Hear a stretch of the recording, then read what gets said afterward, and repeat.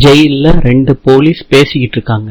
என்ன பேசுறாங்கன்னா, என் மாப்பிள்ள மேல கைய வச்சுட்டு வந்தவன் என் ஜெயிலுக்கு, யாரும் எந்த கரிசனமும் காட்டக்கூடாது ஜெயில்ல. எனக்கு ஜெயில் வாழ்க்கை என்னன்னு காட்டியே ஆகணும்யா.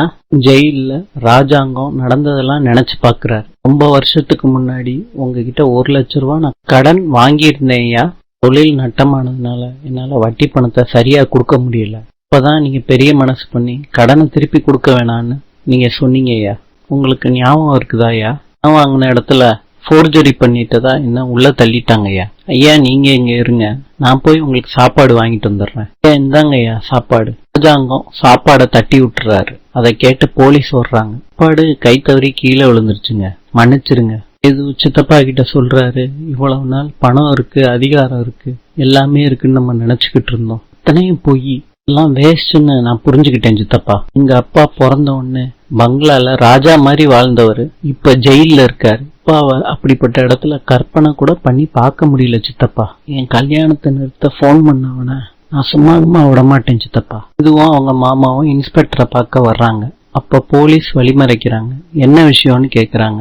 எங்க மாமா ஜெயில் முடியும் கூட்டி போயிட்டீங்களே, என்ன விஷயம்னு கேக்குறீங்களே அப்படின்னு மாமா சொல்றாங்க கான்ஸ்டபிள் கிட்ட. இந்த கான்ஸ்டபிள் போய் இன்ஸ்பெக்டர் கிட்ட தகவல் சொல்றாங்க. சரி வர சொல்லுங்கன்னு இன்ஸ்பெக்டர் சொல்றாங்க. நீங்க வரும்போது எந்த சேரும் இருக்க கூடாது, எல்லாத்தையும் எடுத்து போடுங்க. இன்ஸ்பெக்டர் கேக்குறாரு, எல்லாரும் இம்புட்டு தூரம் வந்திருக்கீங்களே, என்ன விஷயம்? உங்க ஐயாவை பார்க்கணும்னா கூட மதுரை சென்ட்ரல் ஜெயில போகணும், வர வேண்டிய அவசியம் இல்லையே. ஆமா இன்ஸ்பெக்டர் கிட்ட சொல்றாங்க, நாங்க வேற ஒரு விஷயமா உங்ககிட்ட பேசணும் ஐயா. நேத்து ஏதோ தப்பு நடந்து போச்சியா. எங்க அண்ணன் உங்க மேல கை வச்சது தப்புதான் ஐயா.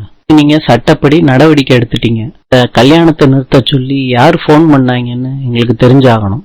கொஞ்சம் பெரிய மனசு பண்ணி யாரு உங்களுக்கு இந்த தகவலை சொன்னாங்கன்னு சொன்னீங்கன்னா போலீஸ் கிட்டே யாரு கம்ப்ளைண்ட் கொடுத்துருக்காங்கன்னு கேக்குற தைரியம் உங்களுக்கு வந்துருச்சா?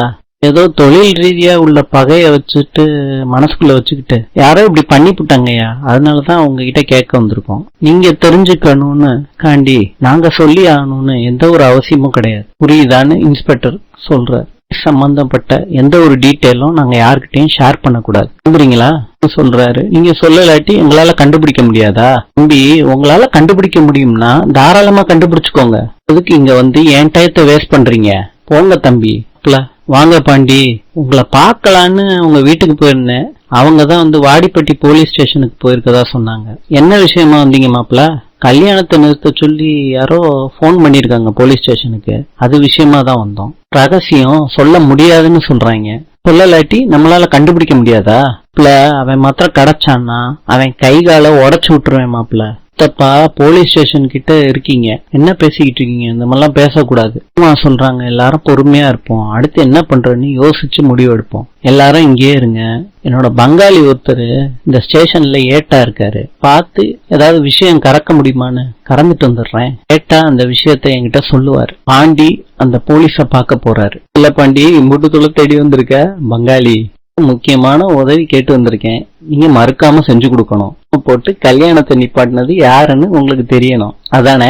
சரியா சொன்னீங்க பங்காளி. அதான் யார் போன் பண்ணான்னு தகவலை இந்த உலகத்துல யாருகிட்ட வேணாலும் சொல்லிடலாம், ஆனா உன் மாப்பிள்ளை கிட்ட மாத்திரம் சொல்லவே முடியாது. போனை போட்டு கல்யாணத்தை நிறுத்த சொன்னது யார் தெரியுமா?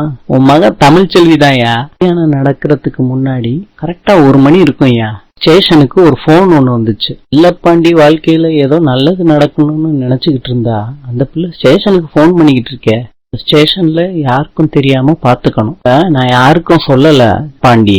அப்புறம் எப்படி பங்காளி எல்லாருக்கும் தெரிஞ்சிச்சு? விதி யார விட்டுச்சு? நான் உன் மகன் நல்லா வாழணும்னு தான் நினைச்சேன். காலையில உன் மகன் போன் பண்ணுவான்னு யாருக்குப்பா தெரியும்? இப்படியும் போன் பண்ணாலா? ஆமாயா பண்ணிருக்கா. டியூட்டி முடிச்சுட்டு வீட்டுக்கு போனது அப்புறம் ஸ்டேஷனுக்கு இன்னும் ஒரு கால் வந்துச்சு. நேரம் இன்ஸ்பெக்டர் எடுத்து போன் அட்டன் பண்ணிருக்காரு. விஷயம் தெரிஞ்சதுக்கு அப்புறம் அவர் என்ன பண்ணுவாரு, அங்க கல்யாணத்தை நிறுத்தலான்னு எல்லாரையும் கூட்டிட்டு கிளம்பிட்டாரு. அதுக்கப்புறம் என்ன நடந்துச்சுன்னு உனக்கு தெரியும்ல. விஷயத்த என்கிட்ட கேட்ட மாதிரி வேற யாருக்கிட்டையும் கேட்டுறாத. கொஞ்சம் முடியும் இத பத்தி விசாரிக்காம இருக்கிறது தான் உனக்கு நல்லது. மாப்பிள்ள வீட்டுக்கு மாத்திரம் உண்மை தெரிஞ்சிச்சுன்னு வச்சுக்க, உன்னையும் சரி உன் குடும்பத்தையும் சரி கொல்லாம விட மாட்டாங்க. இத பத்தி உனக்கு நல்லா தெரியும்ல. அவங்க நல்லவங்களுக்கு நல்லவங்க, கெட்டவங்களுக்கு ரொம்ப கெட்டவங்க. மகதான் எல்லாம் பண்ணதுன்னு தெரிஞ்சிச்சுன்னு வச்சுக்க, அவ தலைய வெட்டாம விட மாட்டாங்கப்பா. பார்த்து சூதானமா இருந்துக்கையா. இந்த விஷயத்த ஊர்ல யாருக்கும் தெரிய விடாம பாத்துக்கோங்க பங்காளி. நான் மாப்பிள்ளை விட நான் பாத்துக்கிறேன். சுதாரணமா நடந்து போயா, நான் யாருக்கிட்டையும் சொல்ல மாட்டேன். ட்ரிக்கி மக என்ன பண்ணி வச்சிருக்கா பாரு, கல்யாணத்தையே கெடுத்திருக்காளே. சம்பந்தி வீட்டுக்காரங்களுக்கு தெரிஞ்சிருச்சுன்னா நாளை பார்க்கலாம். இன்றைய பொது அறிவு. இந்தியாவில் முதல் நோபல் பரிசு பெற்றவர் யார்? பதில் ரவீந்திரநாத் தாகூர்.